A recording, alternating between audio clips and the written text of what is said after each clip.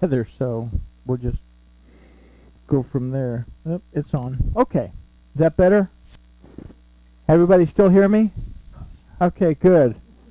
Good, yeah, huh? All right. Let's talk to our Elohim, and we'll take a look at this, just a piece of this Torah portion. Father, we thank you for this opportunity to look at your word. We ask that you will open our eyes, open our ears, and open our hearts so we can see, hear, and understand what your word says. We thank you in the name of Yahushua. Amen. All right. So last week we kind of talked about, or I guess the last time we talked about the dreams that Joseph had, and then the dreams that, or Jacob had, and then the dream that Pharaoh had.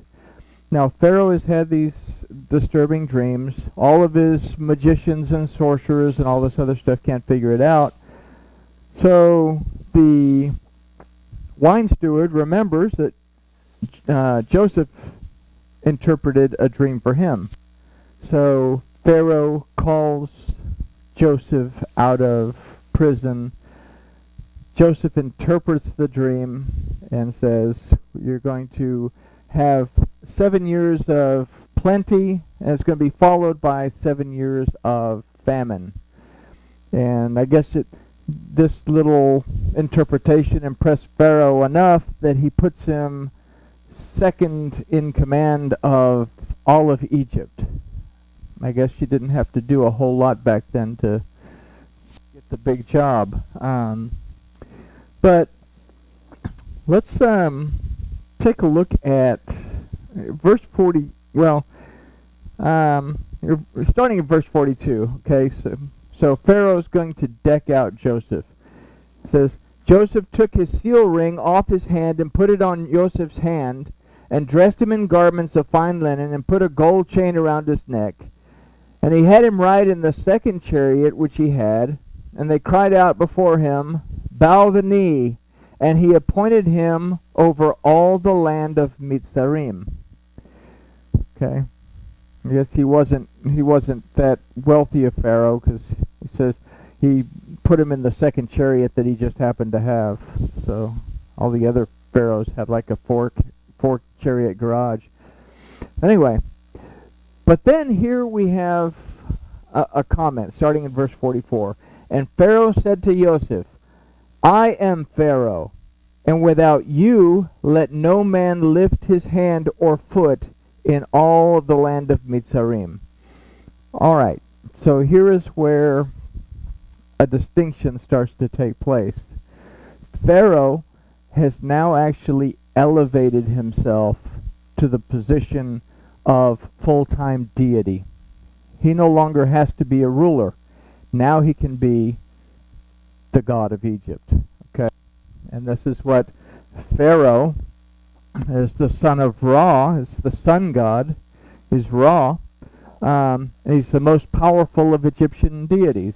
So Pharaoh held a lot of sway in what went on, and if Pharaoh said it, then that's just the way it was. But now he can be the full-time deity and I guess do whatever deity work there is to do.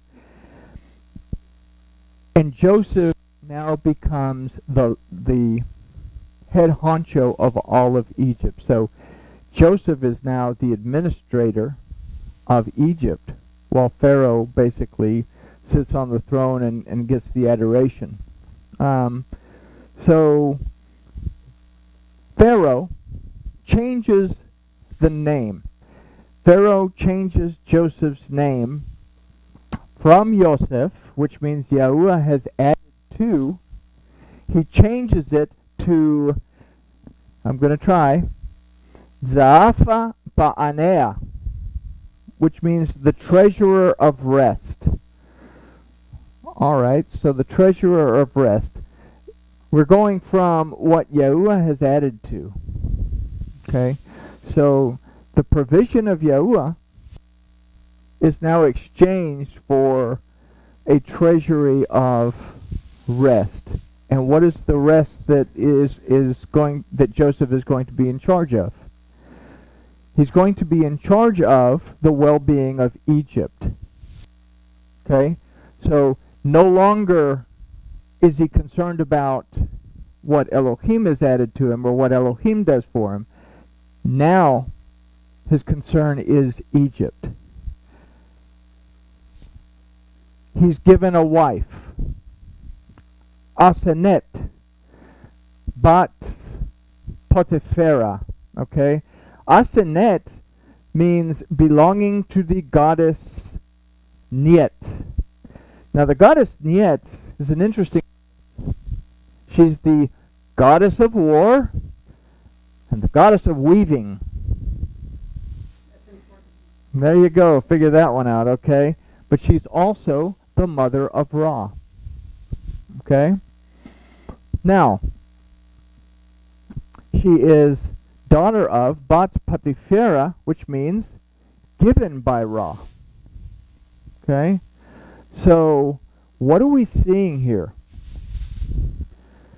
Joseph is transformed into something because Pharaoh has transformed him. He's given something that comes from Ra and is basically a servant of Ra. Okay? He is now a servant of the sun god. So he's gone from a belief and a dependence on Yahuwah Elohim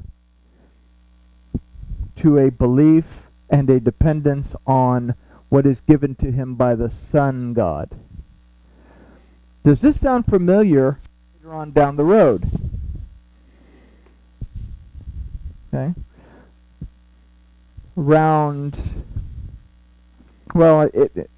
Several times over and over, but ultimately what would happen is the dependence on Yahuwah Elohim and the word of Yahuwah Elohim would be replaced by the Greco-Roman mindset, which would bring in the deities of Rome and mix them, in a sense, eliminating Yahuwah Elohim and putting in his place Kurios, the Lord. Okay? Kurios is a Greek word that means the Lord, but Kurios is a name specific to Invictus Solaris, or the sun god. Okay? In fact, he is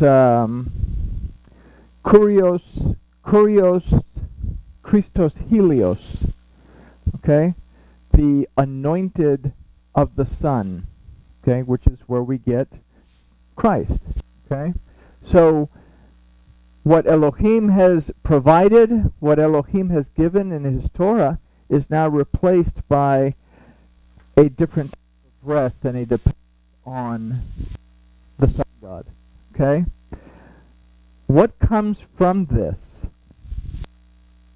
Well, it's an interesting verse. Let's see if I can find it. Okay, verse 46. Now Joseph was 30 years old when he stood before Pharaoh, sovereign of Mitzrayim, and Joseph went out from the presence of Pharaoh and went through all the land of Mitzrayim. Joseph was 30 years old.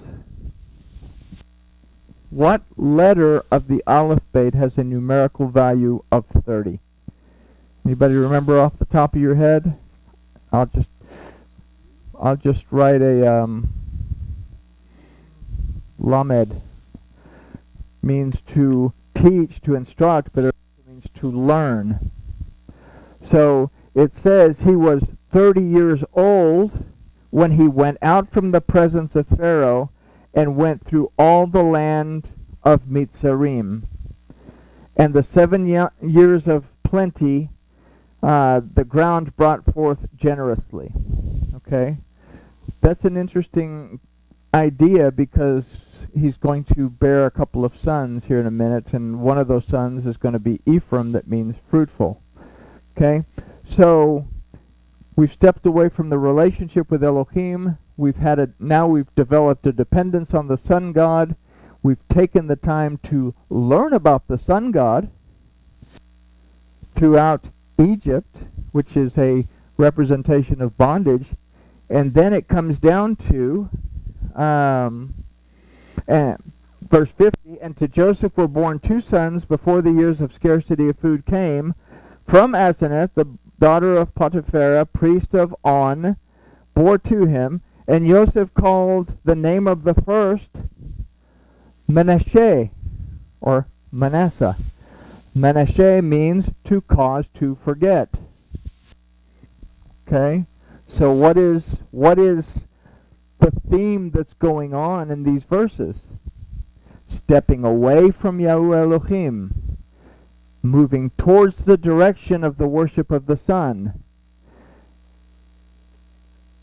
and then coming to a point where we've been caused to forget. Okay? So now we have 41,000 different denominations of Christianity, about a dozen or so different sects of Judaism. You know, Messianic Judaism has now, I think, 5 or 6 different branches of Messianic Judaism. All based, including Judaism, based on the worship of Ra, based on the worship of the sun. Because the Greco-Roman influence has pushed out the Hebraic mindset. It's not about Hebrew roots. It's about Hebrew thinking. Okay? And once we get rid of the Hebraic thought, then you can have all the Hebrew roots that you want, but they're still influenced by Greco-Roman thought. Okay? So, with all this happening, he brings forth Ephraim as well. And Ephraim means to be fruitful. What is being fruitful at this point? Well, it's not the worship of Yahuwah Elohim. It is now the relationship with Ra. So, this brings us now to Jacob making a comment to his sons, and it starts in chapter 42. And Jacob saw that there was grain in Mitzrayim, and Yaakov said to his sons, "Why do you look at each other?" He's asking them to go to Egypt to buy food. And according to Rashi, and I probably agree with Rashi, they look at each other as if their fathers lost his mind, because they have food. Why do we have to go to Egypt to get food? We have food. And then Jacob makes a comment. He says, "See, I have heard that there is grain in Mitzrayim. Go down to that place and buy for us there, and let us live and not die." So why is Jacob, and notice, it's not calling him Israel, it's calling him Jacob. Why is Jacob so concerned about going to Egypt to get food that his sons are looking at each other, saying, "Oh, maybe it's time to put him in a home because he's losing his marbles." And then he says, "You have to go down there, because if you don't go down there, we're all going to starve to death," even though there's plenty of food. So, was there plenty of food when everything changed over to go find new food? We now have a dependence on a number of doctrines that have taken us away from Torah and have taken us basically away from what Yahusha actually did for us, and have taken the reverence away from Yahuwah Elohim. What was the purpose of the plagues throughout in Egypt to release the children of Israel? It was to exemplify and show that Yahuwah was Elohim. Okay? So, and Yaakov did not send Joseph's brother Benjamin with his brothers, for he said, unless any harm comes. So the 10 brothers go, the 11th brother stays, And they go to Egypt and they are given a hard time. Simon ends up having to hang out in prison while the other ones come back. And then they come back telling Jacob that Simeon is in prison, but he'll release him if you'll send Benjamin back with us. Jacob freaks out, wigs out, and stresses out because he doesn't want to send Benjamin back with him. So they hang out and they eat all the food that they brought back, and a good period of time passes until they've run out of whatever it is that they brought back, and Jacob wants them to go back again. And they're freaking out. Well, we have to take Benjamin with us. We can't just go and show up. So Benjamin goes. In the process of Benjamin going, well, before we get to that, let's move forward a few hundred years, several hundred years, into Judges. There is an incident that happens in the territory of Binyamin, territory of Benjamin, that the men of Gibeah, basically they rape a concubine, and the Benjamites don't do anything about it. In fact, they protect the men of Gibeah. And kind of the weird part of the story is that the husband of the concubine that was killed cuts her up into 12 pieces and mails her out to all of the 12 tribes to say, this has happened. So now the other 11 tribes are coming against Benjamin. And they meet at Gibeah, and Gibeah and Benjamin defeat the children of Israel, not once, not twice, but 3 times. And on the 4th time, Seh HaElohim said, I'm going to give them to you now. And they go in and they all but annihilate Benjamin. Okay? There's not enough left of Benjamin for them to survive. And in the process of this, they make an oath. They swear that they will not send any of their women to Benjamin as wives. So they start to feel sorry for Benjamin, but they're not going to break their oath, so they send other wives, or other women from 2 other places that are, again, slaves to Benjamin, so Benjamin can continue. Now, Benjamin, going back into our story, Benjamin is with the brothers now, and the brothers get their sacks of food, and Benjamin, in Benjamin's sack, Joseph instructs his servants to put his silver cup. And when they leave, Joseph sends people after them to capture them, and they say, you've stolen my cup. Is it not good that, that I treat you well and everything else? And you've stolen my cup. So they find it in Benjamin's stuff, and now Benjamin is about to go to prison when Judah steps in and offers himself in Benjamin's place. Why is that important? Okay? Judah was the one that sold Joseph into slavery. Reuben wanted to save him, but Judah sold him into slavery. Judah is also one who doesn't exactly behave right, and he has an affair with Tamar after he refuses to do this. So from Tamar is going to come the genealogy of Yahusha down the road. But Judah offers to put himself in the place of Benjamin.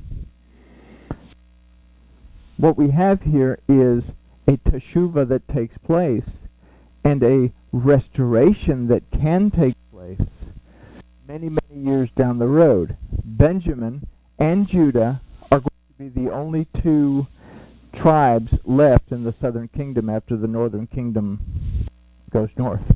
I guess the northern kingdom can't go south. Okay, so what do we see in that?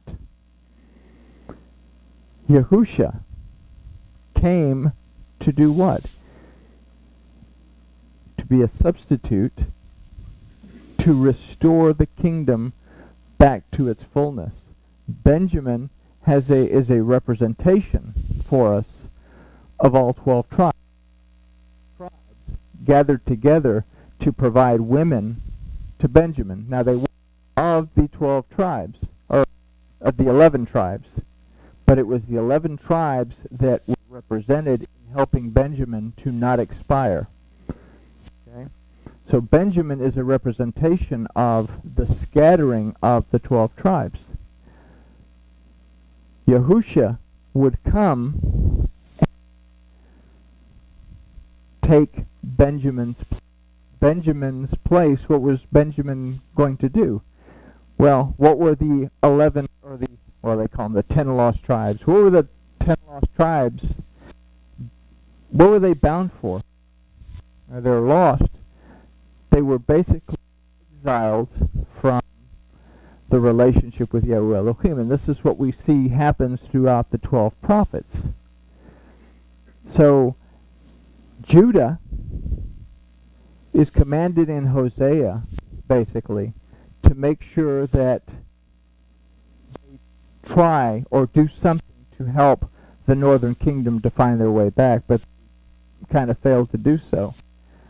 Nowhere along the line did Judah do anything to help the northern kingdom to come back. So it had to be a descendant of Judah that would turn things around and bring them back. Now, has Yahusha brought them back?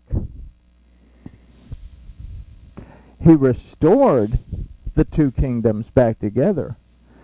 Okay? But restoring the two kingdoms back together and restoring the relationship with Seh HaElohim are two different things. He restored the two kingdoms and made it possible for this to be reversed back to this. But what does it take for this to get reversed back to this? How old was Joseph? 30? So what has to happen? There has to be a relearning and a re-guidance to bring back the worship of Seh HaElohim in its fullness. Okay? And this is what will be the responsibility of the prince. When we read Ezekiel, we say that the prince, we read that he ministered to the people of the land. It is the responsibility of Israel whole to restore this back to this. Yahusha made it possible for this to happen. But there has to be a willingness for restoration to take place. How do you find those that are willing? Yahusha said, the road that leads to life is very narrow and very few are those that find it. How do you find the people that are actually walking on that road, and how are you sure that people are walking on that road? Well, it starts off in Bereshis and through a little piece that the Adam is told that he'll have to work the ground and there'll be thorns and thistles. He has to work his way through the thorns and thistles. The Torah is given to the children of Israel at Sinai, which means thorns and thistles. We move from thorns and thistles, it evolves into an idea of the threshing floor. The threshing floor is where the chaff is removed from the grain. Okay? So now we have this idea of the threshing floor. Where is when Ruth is laying down at Boaz's feet? I always want to say, yeah. Anyway, I always want to say Obed, and I said, no, Boaz. Where are they at? the field. Okay? So we move from the idea of the threshing floor. It evolves. And it evolves into the final stage, which is called, in Greek it's called thalipsis. In Hebrew it's called zar. That means tribulation. Thalipsis is when you take an olive and you crush it, you push the oil out of the olive, you get the truth, you get the value out of the olive, and all that's left over is something that you throw away, the bone and the stuff. I mean, olives when they're raw don't taste like the olives that you get out of the can, or that you get out of you go to Central Market and you have the big old long olive thing. They don't taste like that. They taste nasty. Okay? If you've ever bitten into an olive. So, thalipsis, tribulation. The one thing that a lot of religions are saying, oh, it's not going to happen, we're going to be taken out before this happens. The problem with that is if Elohim will not take something to himself that is not clean, how is he going to take something that is unclean to himself? You have to have a cleansing. You have to remove the thistles and the thorns. You have to remove the chaff. And ultimately, you have to remove the oil. So, in order for this process to reverse itself,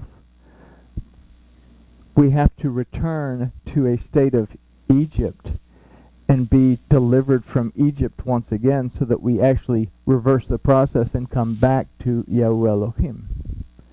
So this Torah portion of Maiketz is very involved in those few verses that we talked about.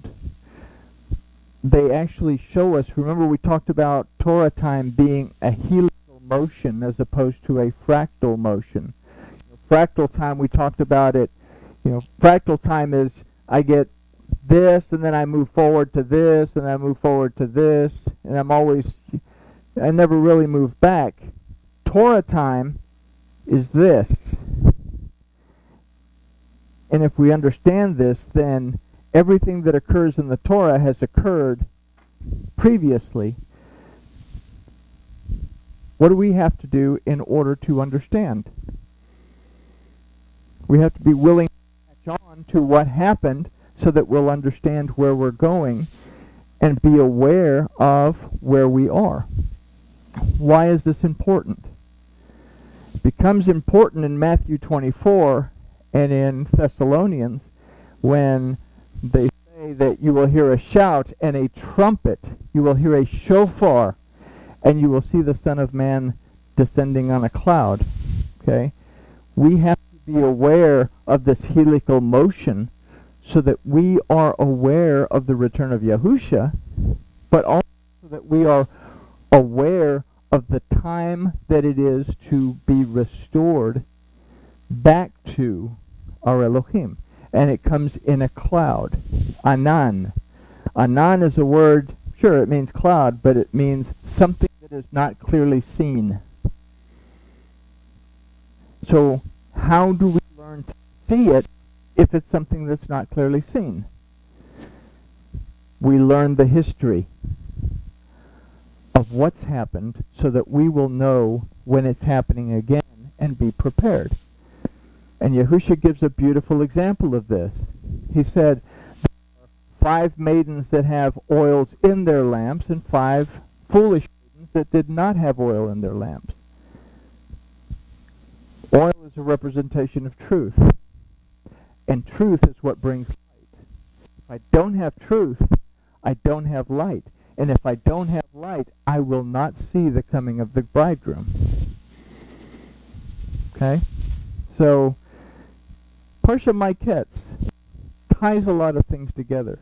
And it's a really, really, it's one of my favorite Torah portions. But anyway, with that, we can say grooviness has been achieved, and we'll open it to questions, because I'm sure that there's just everybody's just, hold on, not all at once.